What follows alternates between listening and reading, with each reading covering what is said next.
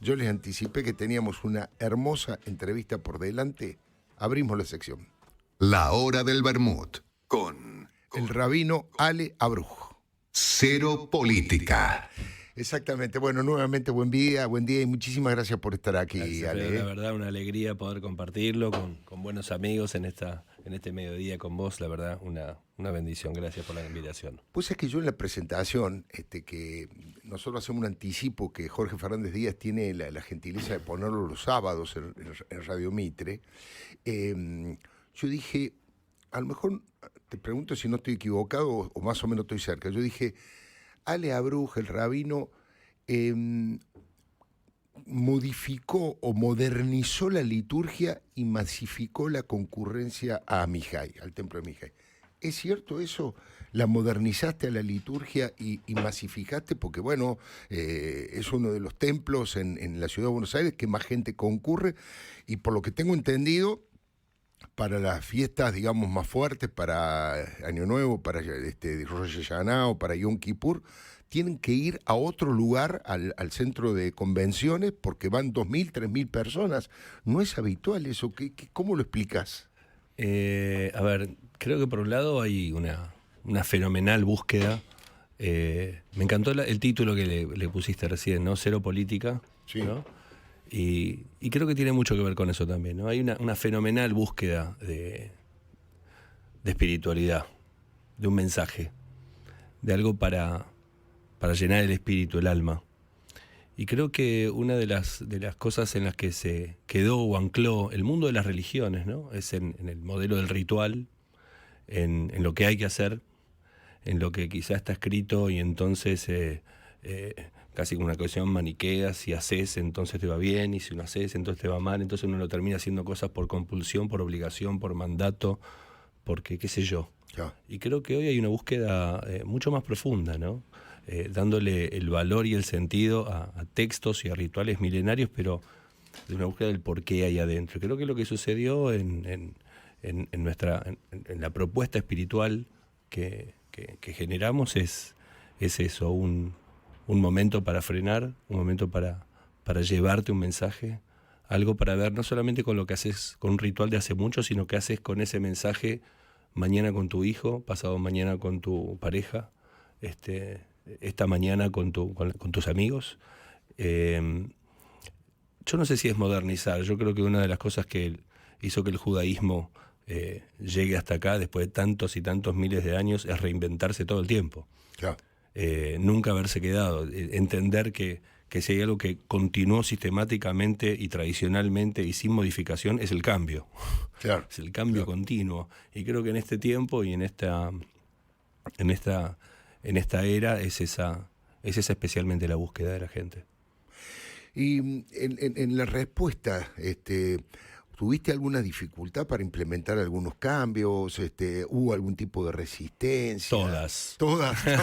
Claro, porque mucha gente se aferra a lo conocido. Ni hablar, todo cambio es resistido, aparece con la pregunta, aparece con el miedo, con el temor, ¿no es cierto? Pero de pronto uno empieza a descubrir que cuando uno habla desde lo genuino, desde la inspiración más legítima, más auténtica, cuando no hay caretas en lo que uno quiere proponer, claro, y quiere transmitir, creo que es eso lo que esencialmente está buscando nuestra generación, ¿no? Un mensaje real, simple, que llegue al corazón, que te haga frenar un poco de la vorágine dramática de la selva en la que vivimos, ¿no es cierto? Y que toda esa inspiración te ayude a ver quién sos, ¿no? Una búsqueda realmente, como te decía antes, bien esencial de lo que es cada uno. Y por supuesto que los cambios son difíciles. Tuvimos un montón de resistencias desde dentro, desde fuera, desde un montón de... A poner música, a cantar, a tener un equipo de música donde se canta la liturgia. Desde sacar, una de las cosas que hicimos fue sacar el púlpito, ¿no? Ahí, por ejemplo. Mira vos, no me había dado cuenta, claro. El púlpito para mí era una barrera, claro, una pared entre los religiosos o los rabinos y la gente, ¿no es cierto? Como una pared una separación. Nosotros hicimos en un lugar que no da para eso, pero lo invitamos hasta estéticamente, ¿no? Un lugar en donde estamos todos sentados en una ronda. Claro. Todos estamos sentados igual junto con la gente, ¿no? Por ejemplo, solamente desde la Es imagen. un dato, claro, un dato de esos cambios que, claro, le parecía Mirá, mucho una herejía a lo mejor. Yo te doy otro dato que tiene que ver con que yo soy un judío agnóstico, ateo. O sea, yo no tuve educación. Yo me acerqué el año pasado, cuando se murió mi papá, y a partir de ahí empecé a ir porque me encanta una cosa que me pasa en el cuerpo sin ser religioso. Claro. Es más, de chiquito, hoy me acordaba, de chiquito yo me acuerdo de una conversación con un nenito, amigo mío de la escuela laica, toda de educación laica, y le digo, ¿vos qué sos, judío o católico? Le digo yo a mi amiguito, a los 8, 7. Me dice, no sé, ¿qué diferencia hay? Le digo, y si crees en Dios, sos católico. Si no crees en Dios, sos judío. Fíjate, mi concepción del judaísmo era que ateo era judío, porque el Dios era de ellos, era de los católicos. Ah, no, soy católico, me dice mi amigo. Ah, yo soy judío. ¿Por qué no? No me lo habían enseñado y ahora lo estoy yendo a buscar. O sea, eso es muy loco, ¿no? Cómo te aparece por algún lado. Y Amihai tiene eso, que me parece que tiene esa amplitud y que aparte es una cosa de meditar, es muy espiritual y muy lindo, ¿no? Lo que dice Ale. Con eso que decías recién, por ejemplo, el tema de la meditación, instala en la mitad, y vos fijate, vos estuviste el viernes y la verdad que fue un honor enorme que ya seas parte de la casa, pero vienen cientos y cientos de personas y hay un momento donde todos hay un silencio fenomenal para regalarnos unos minutos de profunda meditación. Eso no sucedía en las comunidades, ¿no es cierto? Y la realidad, y digo, no es ningún... uno dice un cambio, ¿no es cierto? Lo que estamos buscando es actuar realmente lo que nos propone la tradición desde lo histórico, que con el devenir del tiempo se institucionalizó y se rigidizó, ¿no es cierto? Desde el must, ¿no sé. Claro. Y la verdad que cuando vos ingresás dentro de la propuesta, hasta la palabra religión no existe. En la Torá no existe la palabra religión. Mirá vos. No existe la palabra. Claro. ¿El judaísmo no es una religión? Ese es el punto. No es una religión. Es muy difícil decir, ¿con qué lo comparas al judaísmo? ¿Con el cristianismo y el islam? ¿O con los judíos son como los argentinos, los canadienses o los franceses? ¿No? ¿Con qué? Claro, una nacionalidad. Sí. Sí. Y bueno, y con Yo digo ninguna- que las dos cosas, pero claro. Sí, las dos o ninguna. Es algo muy, claro. muy, muy difícil. La verdad que religión no es, definitivamente, porque de hecho el cristianismo es una religión, claramente. Para ser cristiano tenés que tener fe en Cristo. La fe es lo que define. El Islam también. Vos tenés que tener fe en Mahoma y que Allah Akbar es la fe. En el judío no se define por la fe. Vos mismo lo dijiste antes. Yo no creo, agnóstico, lo que sea, pero soy judío, sí. Y no tenés que tener una fe. Claro. Es una familia el judaísmo. Esa me parece la mejor definición. Porque la palabra pueblo también es compleja. Claro. Una identidad podría ser, ¿no? Familia Es está una bu- familia. ¿Sabes por qué es una familia? Porque el judío es aquel que es hijo de una familia judía. Claro. O aquellos que desde el alma tienen ganas de pertenecer a esa familia.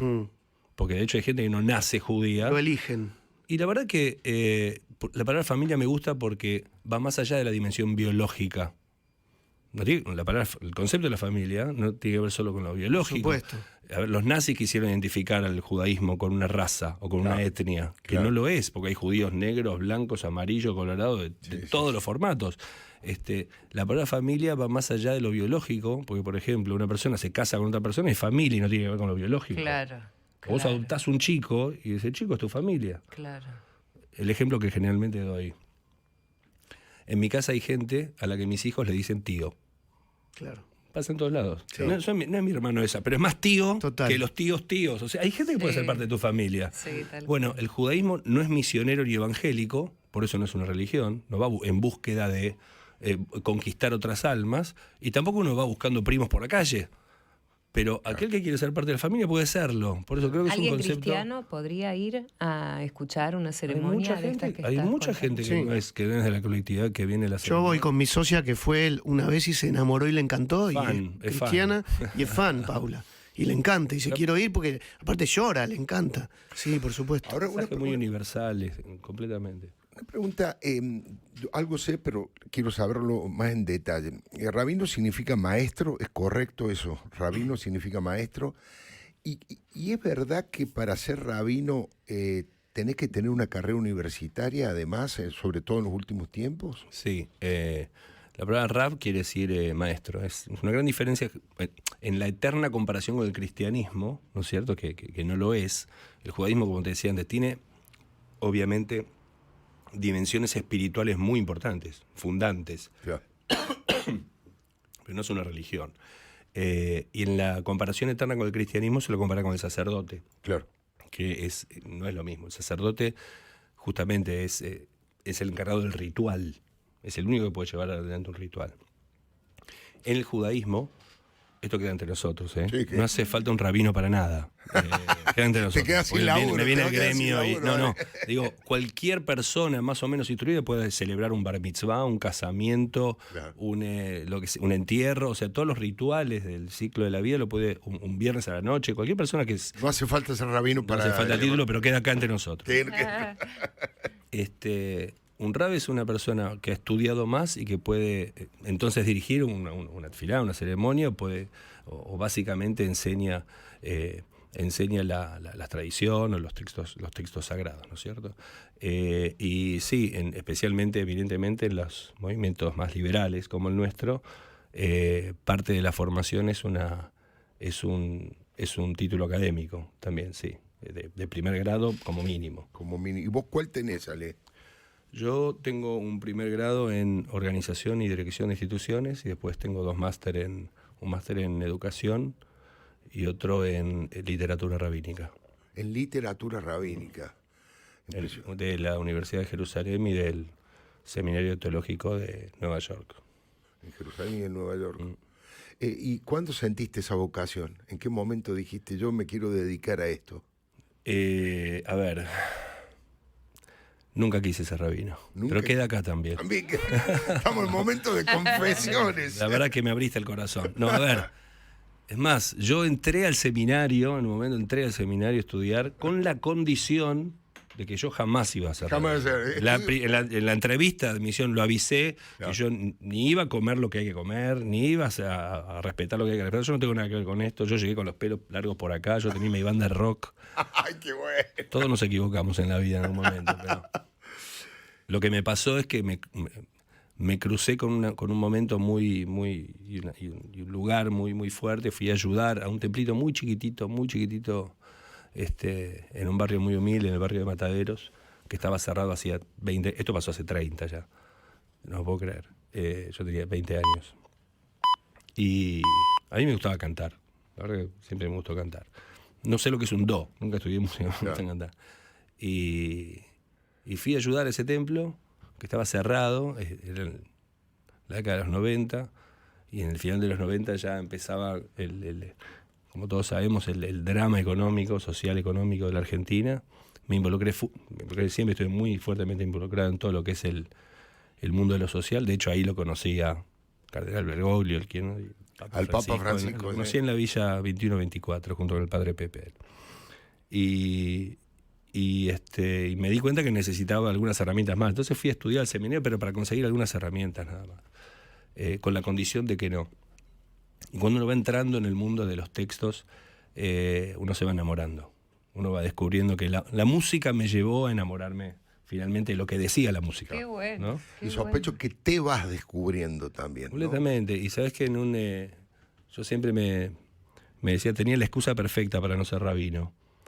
Porque, por un lado, la verdad que hay, como te decía, rabinos, no hay no es vertical, Claro. como en el cristianismo quizás, ¿no? Que hay grados, ¿no? El obispo, claro. el cura, el papa, todo, no existe. Rabinos son todos rabinos. Son todos- Y la verdad que uno va estudiando y conoce personajes, personalidades que han escrito cosas increíbles, enciclopedias, ¿viste? Tipos que en el siglo XII, sin una virome, sin luz eléctrica, sin nada, escribieron enciclopedias enteras de filosofía. Es imposible. Uno va estudiando ahí monstruos de la historia, tipos rabinos que agarraron a todas sus comunidades en Europa cuando se estaba incendiando por los nazis y las subían a los barcos y conseguían, no sé yo cómo, los pasaportes truchos y se llevaban una Torá antes de llevarse su ropa y cruzaban el continente. Estos tipos, ¿cómo Tremendo. llegás? O sea, nunca vas a llegar a una cosa así. Yo no puedo tener ese título. Y por izquierda, por el otro lado, uno va conociendo cada personaje, ¿no? En el mundo de lo rabínico, que no sé, yo eso no quiero ser. Claro. Claro. No. Entonces, ni eso voy a lograr, ni eso quiero. No. Era la excusa perfecta, no es para mí. No es para mí. Hasta que abrí un pasaje en el Talmud de Jerusalén, porque hay 2 Talmud, así somos los judíos, ¿no? 2 judíos, 3 problemas, 4 discusiones, 5 Claro, sinagogas. claro, ¿no? claro. 2 Talmud, 2 No explicaciones. estamos todos de acuerdo, claro. No, vale, todo lo contrario. Que dice así, que la Torá, el libro sagrado de la Torá, son 2 caminos. Un camino de fuego y un camino de hielo. Si agarrás por el camino de fuego, te quemás. Y si agarrás por el camino de hielo, te quemás. Claro. Y ahí termina. Ahí termina el texto. Entonces, ¿qué haces? ¿Y qué hacemos? Y ahí me di cuenta que siempre que hay 2 caminos así, hay uno en el medio que no se ve, que es el que tenés que agarrar. Claro. Bueno, yo no quería ser ni eso ni lo otro. No iba a ser ningún gran rabino de esos, ni quería ser de todos esos desastres de aquel lado. Así que iba a tratar Hago de mi ver camino. qué rabino iba a ser. Y bueno, y acá estoy viendo cuál va a ser.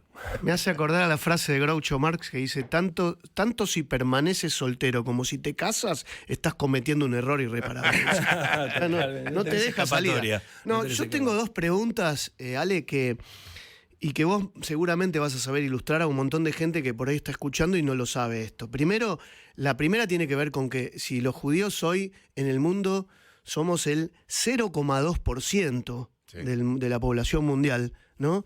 Y bueno, si Hitler no hubiera matado 6 millones, probablemente hoy seríamos una cifra mucho mayor que ese 0,2%. Y hace ya casi 10 meses o 11 meses quisieron eliminarnos y siguen queriendo eliminarnos. O sea que al nuevo nazismo, ¿no? Que hoy está representado por Hamas y otros hijos de puta por el mundo. Pero hay una palabra, así como yo soy neófito y soy como aquellos que dicen los judíos del 8 de octubre, ¿no? Claro. Que se pusieron las pilas por la defensa de su tribu. Para mí el sionismo era como algo, no, es sionista. Sonaba feo el sionismo. Sí. Hasta que el año pasado dije, pará. El sionismo es el que quiere que exista Israel. Soy sionista, dije. Si sos antisionista, sos alguien que querés eliminar a Israel. ¿No es cierto? Mucha gente no lo sabe. Muchísima gente sigue pensando al sionismo como sigue teniendo mala prensa. ¿Por qué crees que sigue teniendo mala prensa? ¿Y qué podemos hacer desde la comunicación para decirle a la gente bien intencionada que no es antisemita, que dice, no, yo soy antisionista? Metiste 1000 temas ahí, ¿eh? Sí, Ok. 1000, tremendo, pero voy a tremendo. tratar Una de... pregunta larguísima. Voy a tratar de... porque creo que entiendo cuál es el corazón de la pregunta, ¿no? Sí. Que tiene que ver con el porqué del antisemitismo, el porqué del odio histórico al pueblo judío, siendo, como vos decís, el más pequeño del mundo, el más antiguo, pero el más pequeño. Es verdad el número 0,2%. Los números son más o menos así. Hay algo más de 7.000 millones de personas en el mundo, 7.000 millones, de las cuales 1.500 millones son musulmanes, cerca de 2.000 millones son cristianos en todas sus denominaciones, ¿no? Uh-huh. Otros 2.000 millones tienen religiones orientales. Judíos hay solo 15 millones. No, 1.000, 15. 15. Hay más gente en el conurbano bonaerense. Ya. En todo el mundo estamos hablando. Y 200.000 en Argentina, ¿no? Argentina, algo de 200.000. Claro, y de los 15 millones, 7,5, casi 8 viven en Israel y el resto vive en la diáspora, Sí, en el resto la de los mayoría países en del Estados mundo, Unidos sí. y el resto sí. En total 15 millones. Países en el mundo, hay 200, números redondos, 200 países en el mundo, 198 para ser exactos. Según la FIFA creo que hay 206, pero eso es otro negocio. Es otro, sí. negocio. 200 países en el mundo, de los cuales 56 son cristianos. 86 son cristianos, 56 son musulmanes, y solo uno pequeño, el Estado de Israel, es el Estado judío. Israel es un poco más chico que la provincia de Tucumán y la mitad es desierto. Para aquellos que dicen que son colonialistas y expansionistas de territorios árabes, es algo imposible entender, hay que mirar el mapa nada más para ver que la tercera parte de la tierra del mundo son países árabes y que Israel es apenas el 1% de todo Medio Oriente, pero es un montón, es insoportable. Es insoportable. Y eso tiene que ver también con lo que decías antes, ¿no? De lo que yo suelo denominar el virus mutante del antisemitismo. El antisemitismo es un virus que nace desde el odio y la violencia, casi sin razón, pero con un destino, ¿no? La eliminación del pueblo judío. Y fue mutando a través de los siglos, a través de los tiempos, y generalmente fue mutando según el criterio de lo que gobierna el mundo, ¿no? Los valores que gobiernan el mundo. Por eso en la Edad Media se persiguió el judaísmo como religión. Era lo que dominaba el mundo, la religión. Era el valor que dominaba el mundo. Después que la Inquisición persiguió al judío por su religión. O sea, vos te convertías y te salvabas de la hoguera. Claro. ¿Ok? Era la religión judía. Porque lo que importaba era la religión. Así asesinaron a millones de judíos en la hoguera porque no querían convertirse. Pasó el tiempo y la religión dejó de ser lo más importante y pasó a ser la ciencia. Y es por eso que los nazis ya no perseguían al judío por su religión, sino por su raza. O sea, si vos tenías alguna ascendencia judía en algún abuelo, era suficiente para ir a Auschwitz. Quizá esa persona ya era católica. Habían Católica, inventado y habían hecho a creer a la gente, ¿no?, que era un tema científico. con algún tipo, si tenías un abuelo judío, por más que ya se hubiese asimilado completamente esa familia, vos tenías una familia católica y ibas todos los fines de semana a la iglesia, si tenías un abuelo judío era suficiente para ir a Auschwitz. Era una cuestión de raza, no tenía que ver con tu fe. Pasó el tiempo y ahora es el tiempo de los derechos humanos y las naciones, y entonces al judío se lo persigue porque finalmente tiene un Estado y una nación. Durante siglos se lo persiguió por ser un paria y no ser parte de ningún país, y ahora que tiene su propio país tampoco alcanza. Entonces también se lo persigue por eso. Y en el mundo de los derechos humanos es muy interesante. Ahora se ha descubierto al nuevo nazi, que es el judío. El nuevo nazi es el judío. increíble. Y hay que perseguirlo por eso, porque es el que genera genocidios. Mirá la locura. Mirá, te voy a hablar de números con el tema de genocidio, porque hablaste antes de los 6 millones que fueron asesinados en la Shoah. Antes de la Segunda Guerra Mundial había 18 millones de judíos. 18. Hitler y Max Gemot asesinó a 6 millones. Eso es un genocidio. Sistemáticamente perpetrar un plan para eliminar a una población. Eso es un genocidio. La tercera parte del pueblo judío fue asesinada. Al día de hoy, 80 años después, todavía no se recuperó. Estamos en 15. Se calcula que es poco probable que se recupere, que se llegue, por el crecimiento demográfico. Eso es un genocidio. En Israel, mientras tanto, en el año 48, antes que se establezca el Estado de Israel, había 300.000 musulmanes, 300.000 árabes en Israel. Hoy hay 5.4 millones. Que alguien me explique la palabra genocidio. O sea, hay que ir a los, como dice, dato mata relato. Claro. O sea, hay que ir a los datos reales. Creo que ese es el gran drama, ¿no? La mutación de este virus a través de los siglos en la búsqueda de hacer desaparecer ese pueblo. Y en la Argentina, porque en esto que te preguntaba Pablo, qué sé yo, uno ve esto que pasa sobre todo en Europa con, entre comillas, las nuevas izquierdas, y uno siente que acá en Argentina esto no pasa, o que hay una comunión entre religiones que es mucho más sana que en otros lugares, pero sin embargo hemos tenido atentados. Entonces, ¿y nosotros en qué lugar estamos parados acá? Sí, es verdad, la Argentina sufrió los atentados más horrorosos y el asesinato sistemático más grande perpetrado por un atentado aquí en Latinoamérica, en la embajada y en la AMIA, eso es verdad, hace ya 30 años. Pero también es verdad lo que decís, en comparación con otros países, este país es un jardín del Edén en relación a la integración entre comunidades, al trabajo interreligioso, a la aceptación del otro. Hay problemas, obvio, todas las sociedades tienen problemas y tienen cosas que no nos gustan, pero en comparación con lo que sin duda sucede en Europa, lo que increíblemente está apareciendo en universidades americanas, en Estados Unidos, y ni hablar de Medio Oriente, no hay dudas que en nuestra sociedad ha crecido muchísimo.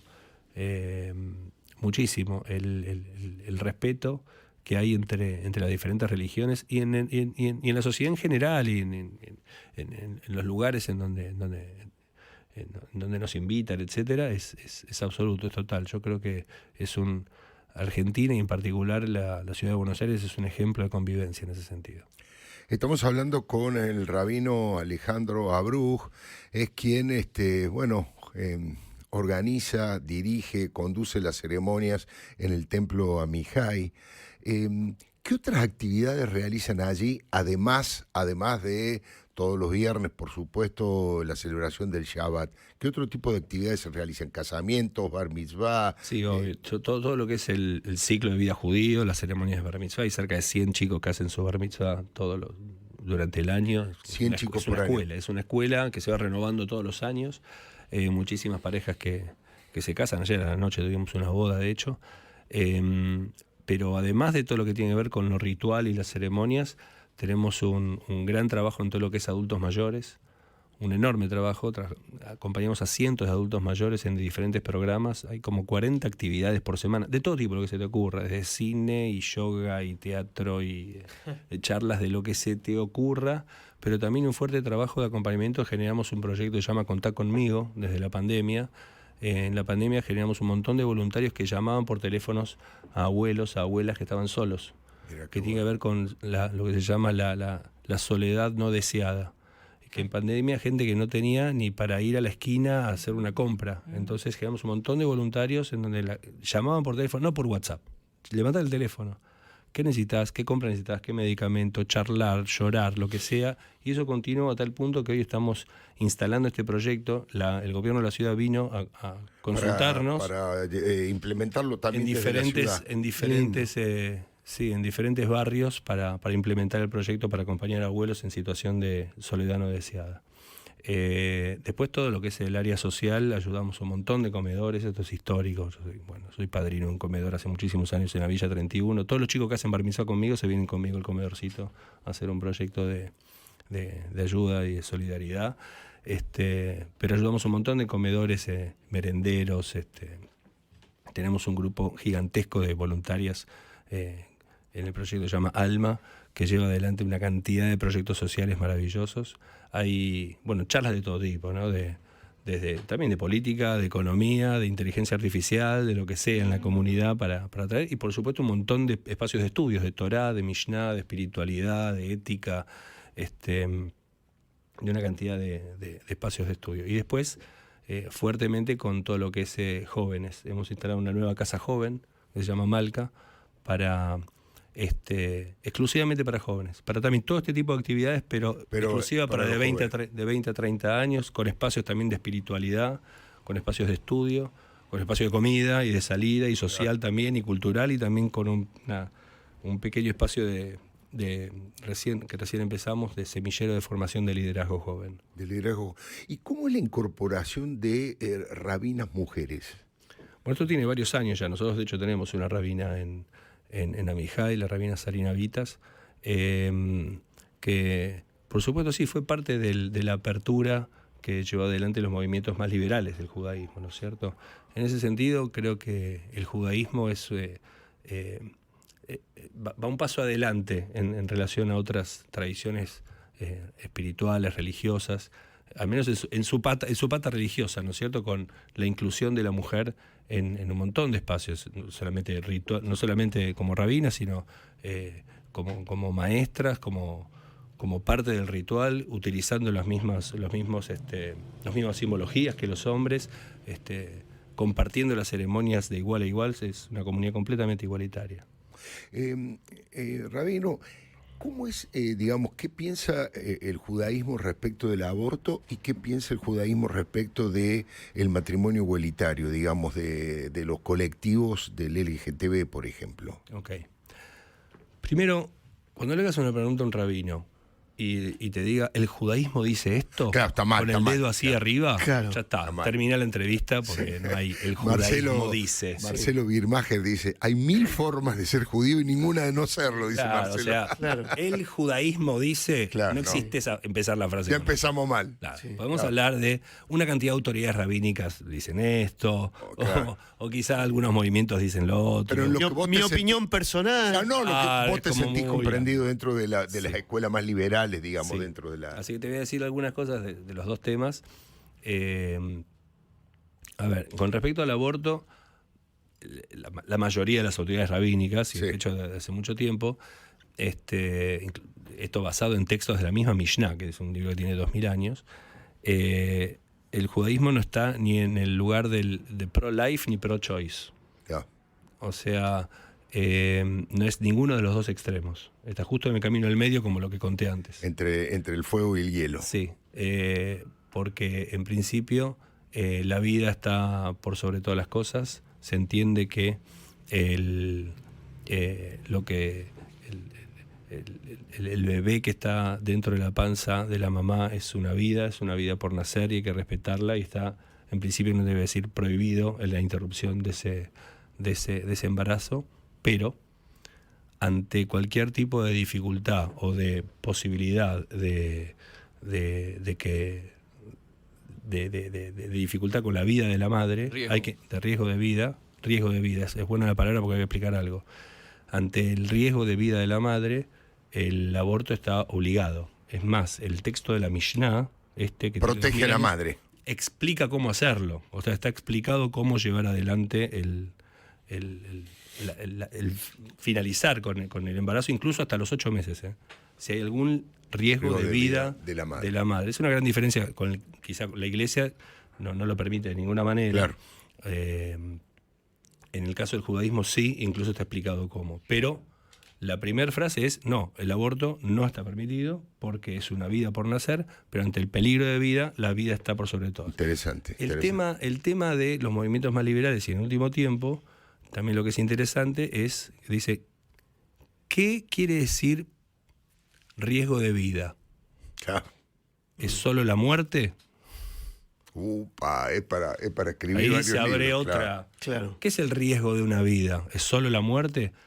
O sea, con todos los ejemplos que podemos llegar a conocer, cuando viene a partir de una violación, cuando hay un embarazo, o sea, ¿es riesgo de vida el tipo de vida que va a tener esa madre? Claro. Entonces ya se abre una cantidad de Claro, y variantes, Claro. de variantes distintas. ¿no? Exacto. Y en relación al tema de casamientos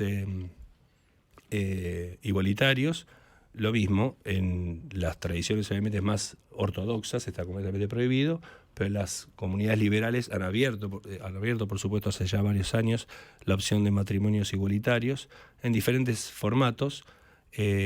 Algunos, más que nada, los que más se llevan adelante son conocidas las ceremonias como Brit Ahava, un pacto de amor.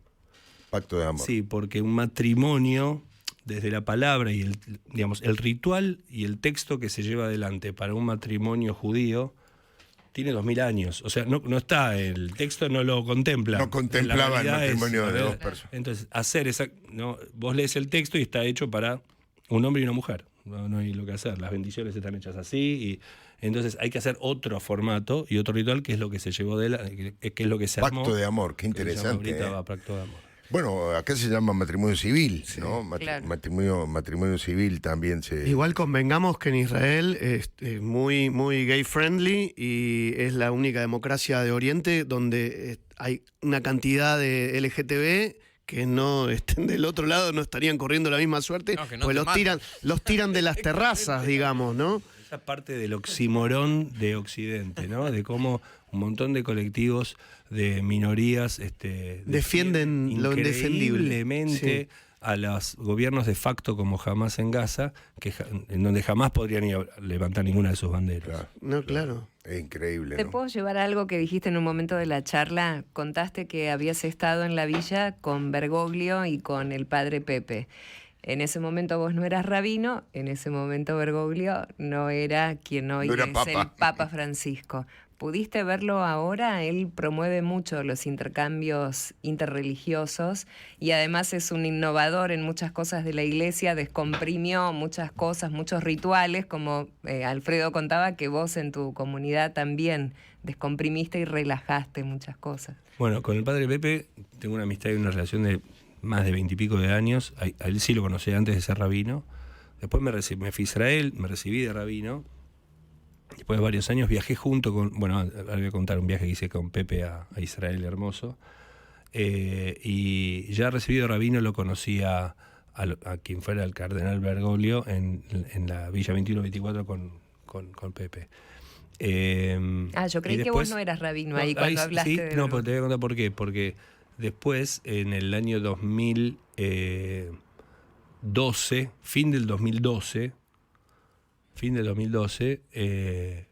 Francisco, que era Bergoglio en ese momento, era el cardenal de la Argentina, me invita a la catedral a celebrar y a conmemorar la noche del Kristallnacht.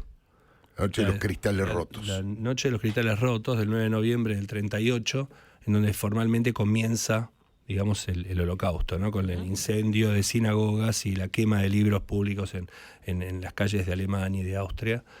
Cientos de sinagogas incendiadas, con eso, la noche de los cristales rotos. Él abre la Catedral de Buenos Aires y me invita a hacer una ceremonia con él ahí, que fue un gran tema en todos los sentidos, ¿no? 2 meses después era la fiesta de Hanukkah, la fiesta de las luces, la de las velitas. Entonces yo lo invito a que venga al templo a encender la primera vela de Hanukkah. Y él viene, fue algo muy hermoso. Recuerdo que era diciembre, calor en diciembre, 40 grados de calor. Lo estábamos esperando y de pronto llega él, transpirado, todo con la sotana negra, un transpirado. Y digo, pero padre, ¿qué pasó? Y el subte desde la catedral. Tomaba el subte, claro. Era increíble, porque podría haber venido con un chofer, qué sé yo. Lo estábamos esperando en la puerta y vino una cosa. Bueno, nos empezamos a tomar unos mates y bueno, hicimos la ceremonia, que vinieron representantes de todas las religiones, porque venía él, qué sé yo.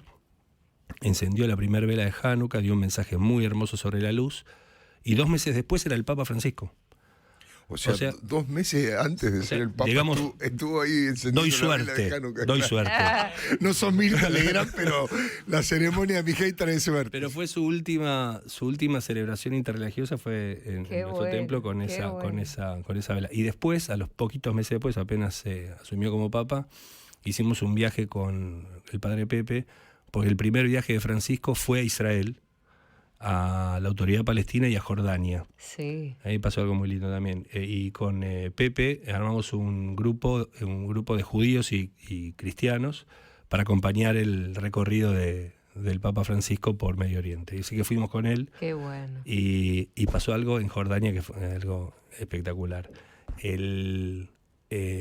Para que entiendan el personaje, ¿no? En Jordania él hizo una misa en el estadio de fútbol de Amán. Claro. Para 50.000 personas. Imagínate que eran las 50.000 personas los únicos 50.000 católicos en Jordania, que el 99% de la población es musulmana. Claro. ¿Sí? O sea, la comunidad, no hay judíos, la comunidad católica es muy pequeña. Los 50.000 católicos que había en Jordania estaban ahí. Todo en la cancha. Y estaba yo con 10 paisanos también en un costadito. Ni adelante, nada, estábamos en el fondo de nada que ver. Y de pronto él sale con el papamóvil, empieza, esas cosas a impresionantes, saludar, todo, miles de personas, qué sé yo, y toda la guardia pretoriana. Y yo estaba en el último rincón de no sé dónde, y de pronto pasa el papamóvil, y yo le hago así, y me dice, ¿qué hace? Frena el papamóvil, se baja, y me viene, digo, vos fíjate, en un país 99% musulmán, con los 50.000 católicos, baja a saludar al rabino. El tipo. Baja, me dice, ¿qué haces? ¿Cómo anda la familia? ¿Cómo andan los chicos? En medio de yo, digo, este hombre, como si estuviésemos en la esquina del bar. La verdad que fue. O en la villa, claro, con el Papa, con el padre Pepe. Ahí salió lo de tengo un amigo judío, dijo el tipo. Hablando justamente y jodiendo con el tema, ¿no? Porque si bien somos el 0,2%, hacemos un poco de ruido. Y jodemos. O sea, bailamos, cantamos y decimos chistes. No, y el humor es... Y el humor, justamente eso te quería llevar. Creo que vos lo dijiste una vez en tu predica, esa famosa frase de vinieron a matarnos, no pudieron, comamos y bailemos, ¿no? Y también contemos chistes. ¿Por qué el humor judío? El humor es una de las formas más sanas y sin duda las formas más sanas de poder llevar adelante la realidad, ¿no es cierto? De poder enfrentarnos con lo complicado del día, con lo difícil de las situaciones. Uno tiene en todas las alternativas y en todos los cruces de camino, como eso del fuego y el hielo, y tenés dos opciones, ¿no? O caerte abatido por la realidad, o salir más sabio y más fuerte. Y salir más sabio y más fuerte del humor es mucho más fácil, ¿no es cierto? Creo que es desde ahí. Impresionante, interesantísimo. Ha generado un clima aquí en el estudio el rabino Ale Abruj. Interesantísimo. Sí, lo vamos a aplaudir, ¿por qué no? ¿Por qué no lo vamos a aplaudir? Sí, por supuesto, por supuesto. Y que nos deje la dirección para poder ir, porque algunas personas están preguntando para ir a Mijay, a Ribeños, al 2300, pleno corazón del barrio chino. Es la chinagoga, sería. La chinagoga, claro. Ahí está con el humor. Vamos a la chinagoga, que está Ale Abruj. Muchísimas gracias por haber venido, Ale. La verdad que es una alegría. Interesantísimo la posibilidad de escuchar con tranquilidad. Un poco lo planteas vos en general en tus prédicas, esto de desenchufarnos, ¿no? Abstraernos, mirarnos para adentro, dejar 2 horas el celular y pensar en algo, no en lo material, pensar un poquito en lo que uno lleva adentro, en su familia, en lo que quiere de la vida. Bueno, obviamente en un programa de radio no se puede hacer eso porque tiene otras características, pero has traído gran parte de ese clima de introspección, de reflexión y de espiritualidad, así que te agradezco muchísimo. Gracias a ustedes por la invitación, gracias. Un abrazo grande, señores. Ale Abruj, el rabino de Amijay. Los domingos de 10 a 13 hay un espacio para...